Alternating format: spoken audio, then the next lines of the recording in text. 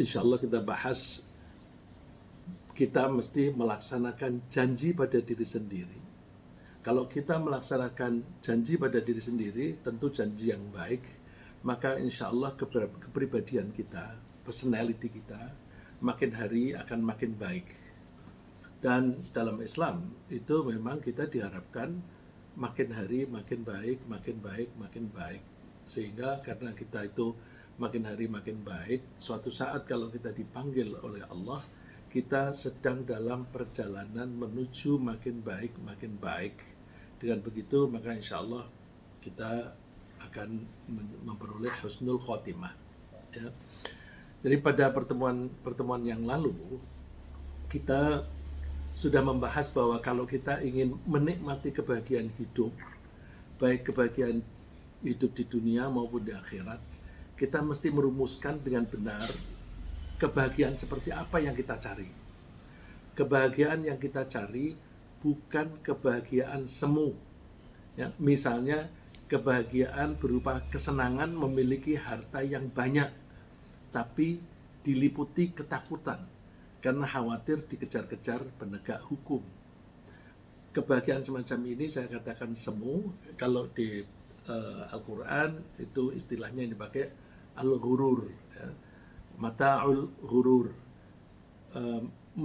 kelihatannya itu membahagiakan, ternyata tidak.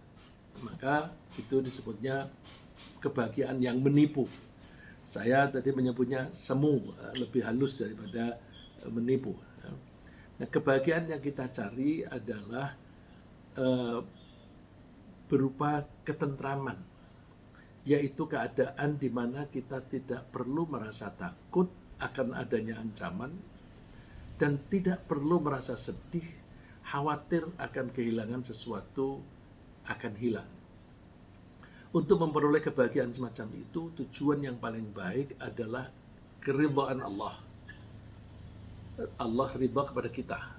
Maka kalau Allah ridha kepada kita, insya Allah ketentraman hati itu kita peroleh. Kalau Allah ridha kepada kita, kita akan mendapatkan jaminan pasti akan memperoleh apa yang kita sukai, dan kita akan terlindungi dari apapun yang membahayakan kita. Jadi setelah kita mencari ridha Allah, kita fokus di situ. Fokus pada target mencari ridha Allah. Ridha Allah itu lebih besar dari apapun, bahkan lebih besar daripada surga. Allah berfirman di surat At-Taubah, wa ridwanum minallahi akbar, dzalika huwal fawzul azim. Setelah Allah bercerita tentang kehidupan di akhirat bagi orang-orang mukmin laki-laki dan perempuan, lalu ayat itu ditutup dengan sedangkan ridha Allah itu lebih besar, dan yang demikian itu adalah keberuntungan yang besar. Setelah merumuskan tujuan hidup yang benar, kita mesti menyusun rencana-rencana berupa tindakan atau program yang bisa mengantarkan kita ke tujuan tadi. Kalau kita serius dalam berusaha mencapai tujuan itu, maka dari waktu ke waktu di benak kita akan muncul ide-ide mengenai program apalagi, kegiatan apalagi yang bisa kita lakukan. Bagi yang jeli, dia akan dengan mudah menangkap sesuatu kejadian sebagai kesempatan untuk berbuat sesuatu yang mengantarkannya kepada tujuan tadi. Misalnya, begitu kita melihat ada tetangga yang rumahnya terbakar, dia menangkap itu sebagai kesempatan untuk bersedekah kepada orang yang betul-betul membutuhkannya. Jadi kalau dia yang dicari adalah ridho Allah, dia begitu melihat ada orang yang sedang kesulitan rumahnya terbakar, nah ini Allah akan senang kalau aku menolong orang yang semacam ini. Lalu ini kesempatan bagi saya untuk bersedekah yang pahalanya banyak. Ya. Terus, nah memberinya sedekah kepada orang itu tujuannya mencari ridho Allah, bukan semata-mata kasihan. Ya. Karena kalau pertimbangannya karena kasihan itu instingtif, itu sifatnya instingtif, maka tidak ada pahalanya. Misalnya lagi, begitu melihat ada teman yang menampung anak-anak yatim atau anak-anak miskin agar bisa bersekolah atau agar bisa menghafal Al-Quran. Dia melihatnya sebagai kesempatan untuk berpartisipasi dalam kebaikan. Wah, ini bagus ini ya. Saya bisa mendapatkan pahala yang banyak karena ini menampung anak-anak yatim. Apalagi anak yatim itu harus disekolahkan, sekolah agama, kemudian diajari, dididik mengenai ilmu-ilmu agama, dan bahkan menghafal Al-Quran. Ini kesempatan bagus. Misalnya lagi, kalau ada, misalnya, mohon maaf, misalnya lagi, begitu mengetahui tetangganya mengundang guru ngaji ke rumah, dia bertanya, apakah boleh aku bergabung untuk ikut belajar sama kamu? Jadi, aku kok membaca Al-Qurannya aku belum lancar. Bagaimana aku bisa belajar? Terus ada tetangga yang mengundang guru datang ke rumah. Nah, ini aku kesempatan ini privat. Jadi aku tidak perlu ngaji bersama di masjid, nanti ketahuan orang banyak. Gabung dong, gitu. Lalu dia melihat kesempatan ini, kesempatan yang bagus untuk belajar. Nah, ide-ide bagus semacam ini jangan kita biarkan sia-sia. Begitu keluar ide bagus, kita lakukan. Nah, ide-ide itu kita kembangkan menjadi keinginan yang kuat untuk memperbanyak amal soleh yang bisa mengantarkan kita kepada kebahagiaan dunia akhirat. Nah, keinginan kuat semacam ini, istilah dalam Al-Quran disebut azam. Dan azam untuk melakukan kebaikan merupakan salah satu ciri khas bagi orang soleh. Jadi orang yang soleh selalu punya keinginan lakukan yang baik. Nah, keinginan ini nanti kalau dikembangkan menjadi janji pada diri sendiri. Nah, orang yang soleh menganggap azam itu sebagai janji pada diri sendiri untuk melakukan suatu kebaikan dan mereka cenderung untuk merealisasikannya. Ya. Dengan demikian, dengan berfokus pada target tadi, kita kuatkan azam untuk mencapainya, untuk mencapai tujuan. Allah berfirman, "Fa'idza azamta fatawakkal 'ala Allah, innallaha yuhibbul mutawakkilin." Kalau kamu sudah membulatkan tekad, maka laksanakan dengan bertawakal. Jadi bertawakal itu artinya berusaha keras melaksanakan apa yang diinginkan, apa yang diprogramkan, sambil menyerahkan hasilnya kayak apa terserah kepada Allah. Nah, ketika kita mempunyai azam, kita dianjurkan bertawakal kepada Allah, yang berarti kita berusaha keras sambil menyerahkan apapun hasilnya kepada Allah. Jadi jangan menunda-nunda.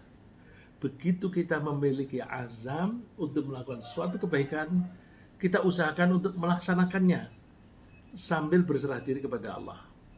Kalau kita selalu merealisasikan azam, kita insya Allah akan menjadi orang yang sangat produktif dan banyak melakukan kegiatan-kegiatan yang bermanfaat. Ada sabda Nabi SAW yang dikutip oleh Abdullah bin Umar. Kun fid dunya ka'annaka gharib aw 'abiru sabil. Wa kana Ibnu Umar radhiyallahu anhuma yaqul, "Idza amsayta fala tantadhir as-sabah, wa idza asbahta fala tantadhir al-masa, wa khudh min sihhatika limaradik, wa min hayatika limautik."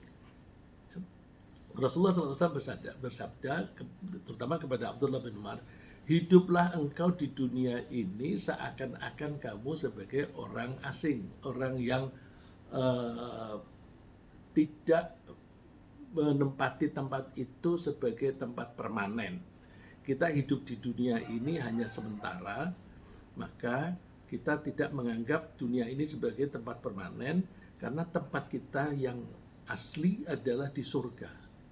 Oleh karena itu, dunia ini kita anggap hanya perjalanan saja.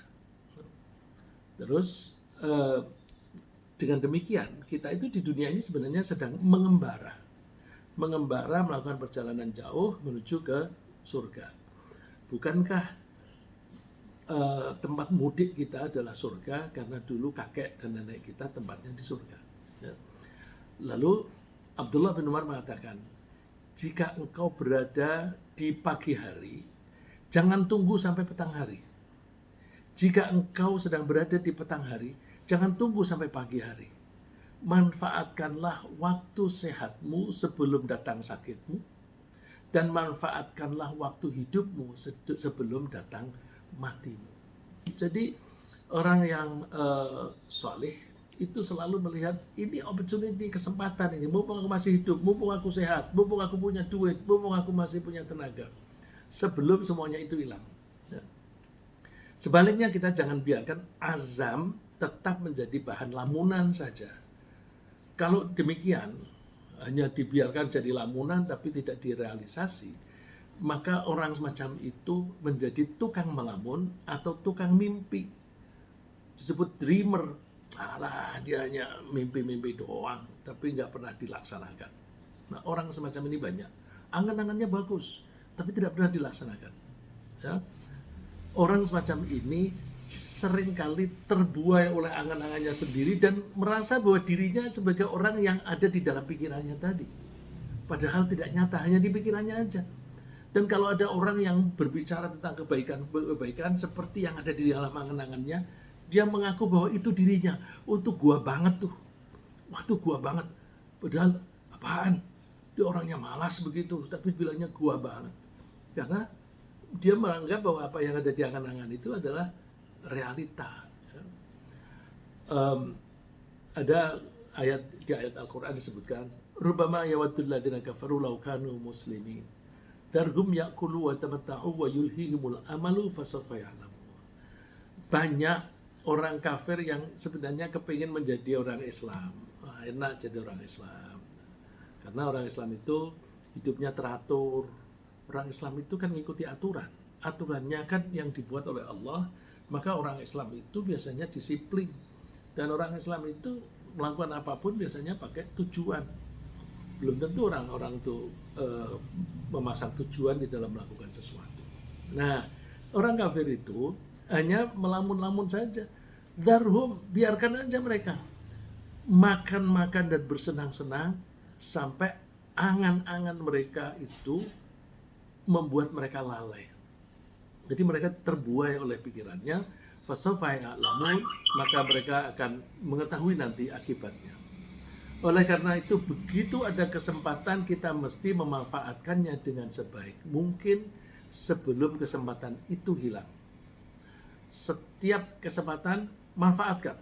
Nah, Rasulullah memberi nasihat kepada seseorang yang datang ingin memperoleh wejangan dari Rasulullah Sallallahu Alaihi Wasallam. Nah, ada orang datang minta nasihat, lalu di situ ada Abdullah bin Abbas yang cerita, Irtanim khamsan qabla khamsin, shababaka qabla haramik, wa sihhataka qabla saqamik, wa ghinaka qabla faqrik, wa faraghaka qabla syughlik, wa hayataka qabla mautik. Manfaatkan 5 waktu sebelum datangnya 5 waktu yang lain. Yaitu pertama, waktu mudamu sebelum datang waktu tuamu. Yang kedua, waktu sehatmu sebelum datang waktu sakitmu. Yang ketiga, masa kayamu sebelum datang masa kefakiranmu. Ya, misalnya orang yang lagi punya duit untuk pergi haji, dia nunda-nunda. Karena nunda-nunda, dia mungkin di dalam kehidupan berikutnya, tiba-tiba dia sakit atau ketipu, sehingga pada saat itu karena sakit dia duitnya habis untuk membiayai berobat, atau dia ketipu sehingga duitnya habis, terus dia tidak bisa pergi haji lagi. Dia utang kepada Allah pergi haji karena waktu itu ketika punya duit cukup dia tidak berangkat. Jadi ketika kita mumpung masih kaya, kita pakai untuk mencapai target tadi. Gunakan waktu luangmu sebelum waktu sibukmu. Yang kelima, gunakan waktu hidupmu sebelum datang kematianmu. Ya. Bila kita selalu memanfaatkan kesempatan untuk melaksanakan ide-ide atau janji-janji yang ada pada diri kita, insya Allah kita akan menjadi orang yang makin baik dan makin baik seiring dengan perjalanan waktu. Jadi begitu ada muncul ide baik, jangan jangan sia-siakan. Misalnya, aku kalau nanti punya duit, aku kepingin menolong orang itu. Sering kali orang yang bilang seperti itu nanti tidak merealisasi. Oleh karena itu kita biasakan punya keinginan baik, langsung realisasi. Insya Allah kita makin hari makin baik dan makin hari makin ringan melakukan kebaikan. Kadang-kadang di antara kita yang menginginkan sesuatu sambil mengharapkan pertolongan dari Allah, lalu dia berjanji kepada Allah. Tadi kan punya keinginan sendiri. Nah ini punya keinginan, terus dia ingin mengukuhkan keinginan itu dengan berjanji kepada Allah. Berjanji bahwa Allah, kalau engkau menuruti keinginanku, aku akan melakukan sesuatu. Misalnya sedang menempuh ujian S2, ujian S3 misalnya. Ya Allah, kalau saya lulus, saya akan bersedekah. Atau kalau saya lulus, saya akan puasa 3 hari. Misalnya begitu. Ya. Kalau ada orang yang berjanji dengan Allah semacam itu, maka perjanjian dengan Allah itu namanya nazar. Ya. Allah akan perjanjian dengan Allah itu namanya nazar. Nazar itu harus dilaksanakan. Ya. Apa itu nazar? Nazar adalah janji seseorang untuk melakukan sesuatu perbuatan dalam rangka mendekatkan diri kepada Allah, baik janji itu dikaitkan atau tidak dikaitkan dengan sesuatu yang mungkin terjadi. Misalnya gini, ada keinginan atau janji pada Allah yang dikaitkan dengan janji. Ya. Kalau aku menang tender proyek ini, maka aku akan menyisihkan 5% dari keuntunganku setelah membayar zakat untuk menyumbang masjid di kampungku. Jadi dia janji kepada Allah, ya Allah, kabulkanlah keinginanku untuk memenangkan proyek ini. Kalau aku menang, maka saya akan menyisihkan 5% dari keuntungan untuk sumbangan ke masjid. 5% di luar bayar zakat. Nah, kalau ada orang berjanji semacam itu, hukumnya bagaimana? Ada bermacam-macam nazar. Hukumnya bisa wajib kalau perbuatan yang dinadarkan tadi termasuk perbuatan baik, tapi aslinya bukan wajib. Misalnya, saya kalau lulus akan puasa 3 hari. Puasa 3 hari itu di luar bulan Ramadan. Misalnya hari apa saja, hari putih misalnya, yang biasanya tidak puasa, lalu terus kalau aku bisa lulus, aku akan puasa hari putih. Nah itu puasa hari putih itu aslinya sunnah, maka menjadi wajib. Contoh yang ada di dalam Al-Quran adalah istrinya Imran. Istrinya Imran itu namanya Hannah. Wanita itu sedang hamil, lalu dia nazar, Rabbi inni nadartu laka ma fi batni muharrara. Tuhan, aku bernazar bayi yang ada di dalam perutku ini nanti akan aku bebaskan. Bebas dari tugas rumah tangga, bebas dari menolong saya akan bebaskan untuk mengabdi khusus kepadamu. Nah biasanya nazar mengabdi kepada Allah itu, lalu anak itu dititipkan di masjid, udah dia menjadi pelayan masjid. Zaman itu untuk menjadi pelayan masjid itu mulia. Zaman sekarang kurang dihargai. Mereka disebut merbot. Merbot digaji kecil dan biasanya disepelekan oleh orang. Zaman dulu orang yang bersih-bersih di masjid itu mulia. Karena apa? Orang yang ditugasi oleh Allah untuk membersihkan masjid yang pertama kali adalah Nabi Ibrahim dan Nabi Ismail. Antahira baitiya lit-taifin. Ibrahim dan Ismail, bersihkanlah masjid ini untuk orang yang tawaf, untuk orang yang sholat. dan sebagainya. Karena itu tugas dari Allah langsung, maka itu mulia, bahkan yang pelaksananya adalah para nabi.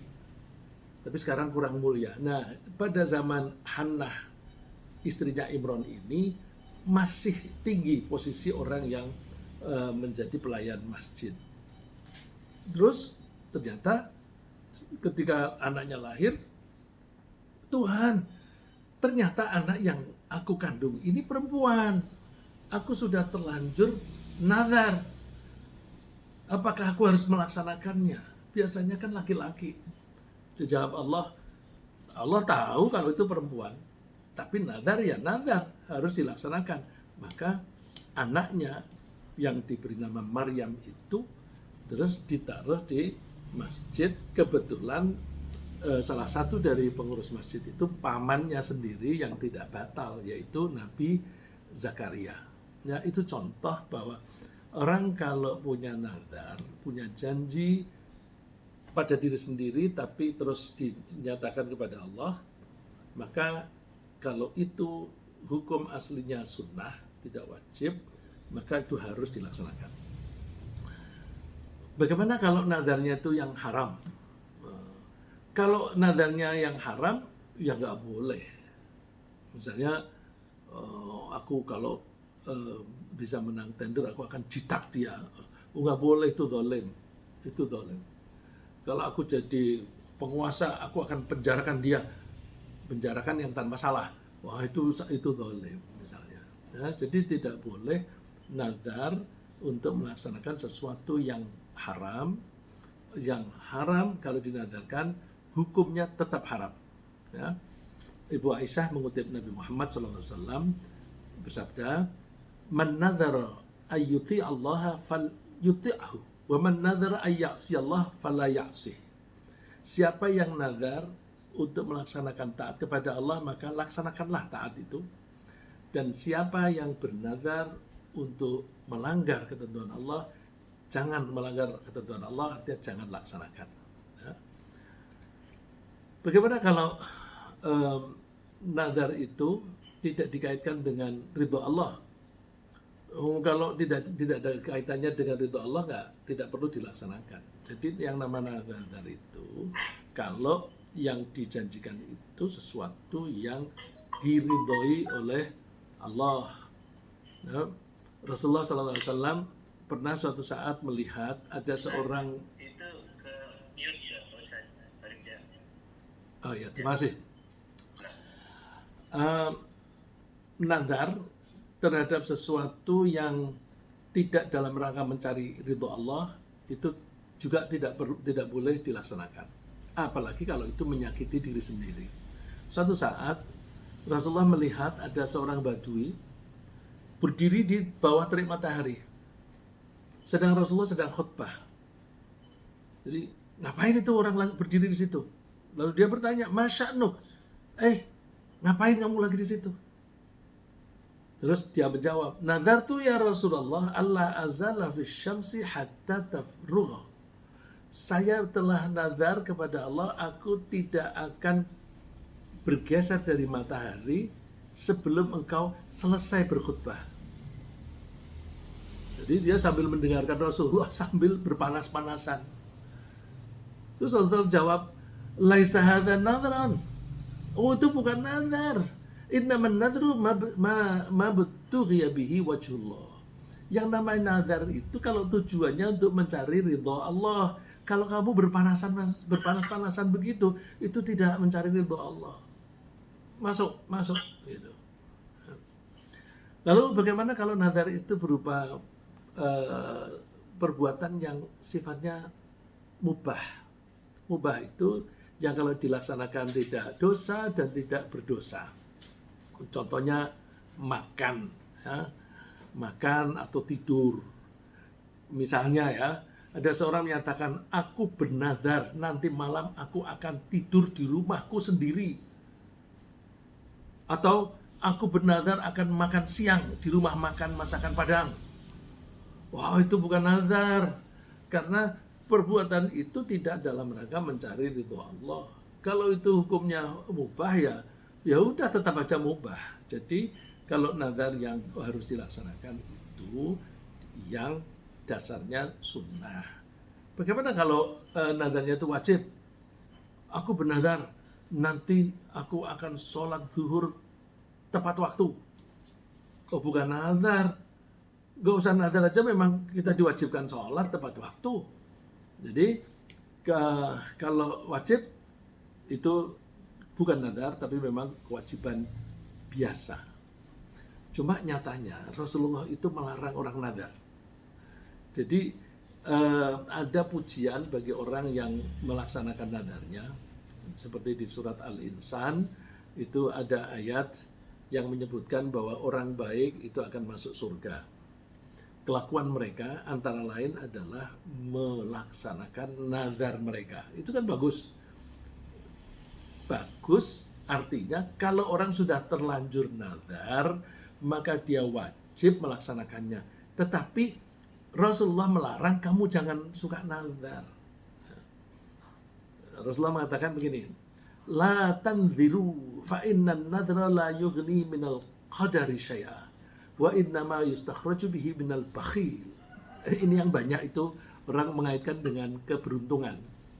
Ini sedang tender proyek, lalu terus dia mengatakan, kalau aku nanti menang tender, ya Allah, kalau saya menang tender, saya akan menyumbang Masjid Babu Salam 10% dari keuntunganku.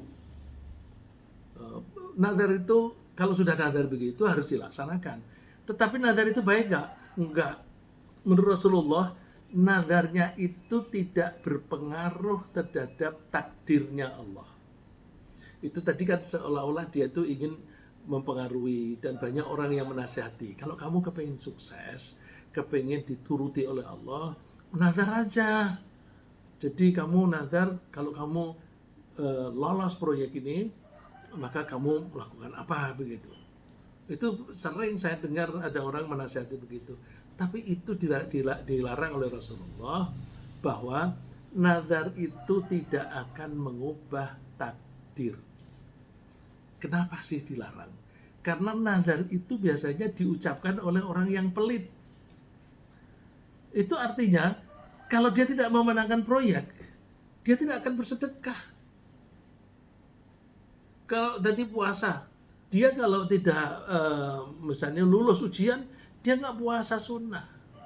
Jadi nazar itu keluar dari orang yang sebenarnya pelit pada diri sendiri. Apakah pelit dalam arti tidak mau mengeluarkan duit untuk sedekah, bisa juga pelit tidak mau berbuat sesuatu yang untuk menyelamatkan diri sendiri.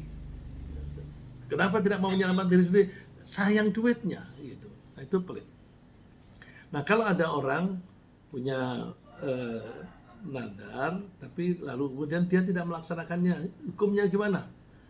Orang yang nadar tapi tidak melaksanakannya, dia kena denda. Dendanya orang yang nadar tapi tidak melaksanakan seperti dendanya orang yang bersumpah kemudian dia tidak melaksanakan sumpahnya. Ya. Rasulullah mengatakan, man nadara nadran walam yusammihi fakaffaratuhu kaffaratu yamin. Orang yang bernadar kemudian dia tidak melaksanakannya, maka dendanya sama dengan denda sumpah, melanggar sumpah. Wa man nadara nadran lam yutiqhu fa kaffaratuhu kaffaratu yamin. Kalau toh dia nadar kemudian dia ternyata juga tidak mampu, tidak kuat melaksanakannya, juga kena denda. Nah, dendanya sama dengan orang yang melanggar sumpah. Dendanya orang melanggar sumpah itu gimana? Allah menyebutkan di surat Al-Maidah, la yu'akhidhukumullahu billaghwi fi aymanikum walakin yu'akhidhukum bima aqadtumul ayman. Allah tidak akan mengambil tindakan, tidak menghukum kalau kalian itu bersumpah, tapi sumpah itu sumpah kosong, orang yang latah, dikit-dikit sumpah, itu nggak direken. Karena sumpah yang latah itu biasanya tidak ada pengaruh terhadap hubungan sosial. Nah, yang diambil tindakan adalah kalau kalian memang bermaksud dengan serius, dengan sumpah itu, tapi kemudian kamu melanggar, maka hukumannya adalah denda memberi makan 10 orang miskin. 10 orang miskin dengan makanan yang sedang, yang biasa dimakan oleh kita. Ya. Kalau kita biasa makan beras yang bagus, ya kalau dendanya memberi 10, makan 10 orang itu ya beras yang bagus. Atau bisa juga memberi pakaian kepada 10 orang miskin. Atau kalau zaman dulu masih ada perbudakan, hukumannya memerdekakan budak. Bagaimana kalau tidak bisa melaksanakannya? Kalau tidak bisa melaksanakan karena tidak punya makanan untuk dibagi atau pakaian atau tidak punya budak, fasyamu thalathati ayyam, puasa 3 hari. Dzalika kaffaratu aymanikum idza halaftum, itulah denda pelanggaran sumpahmu kalau kamu bersumpah. Wahfadzu aymanakum, jagalah sumpahmu. Nah, kalau tadi nazar itu hukumannya sama dengan sumpah, berarti jagalah nazarmu, jangan sampai kamu langgar. Kadzalika yubayyinullahu lakum ayatihi la'allakum tashkurun. Demikianlah Allah memberikan penjelasan kepada kalian ayat-ayatnya agar kalian bersyukur. Jadi intinya adalah bahwa kalau kita punya keinginan baik, jangan pernah ditunda-tunda, langsung laksanakan. Ini seringkali yang kita tuh muncul keinginan baik itu kalau melihat ada orang kasihan, kemudian kita kepingin menolongnya, nah, itu langsung keluarin. Atau misalnya keluar dari rumah, aku mau nyumbang masjid, nanti sampai di masjid laksanakan, jangan urung gitu. Jadi kalau misalnya lupa, ya usahakan kembali ke masjid itu, atau boleh juga ke masjid yang lain. Kalau masjid itu kedudukannya masjid satu dengan yang lain sama kecuali 3 masjid, ya, Masjid Makkah, Masjid Madinah, dan Masjidil Aqsa.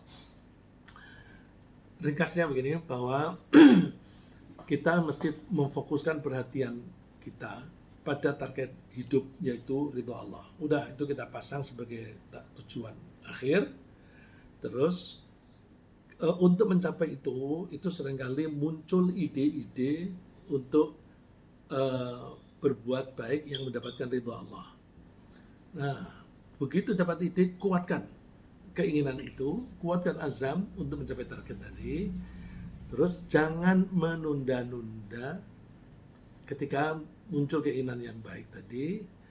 Lalu kadang-kadang kita keluar janji kepada Allah, kalau keinginan kita tercapai, kita akan melakukan sesuatu yang baik.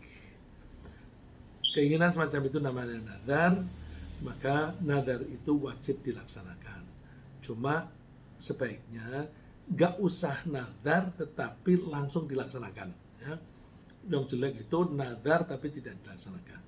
Nah, kalau gagal melaksanakan nazar, maka orang itu harus membayar denda.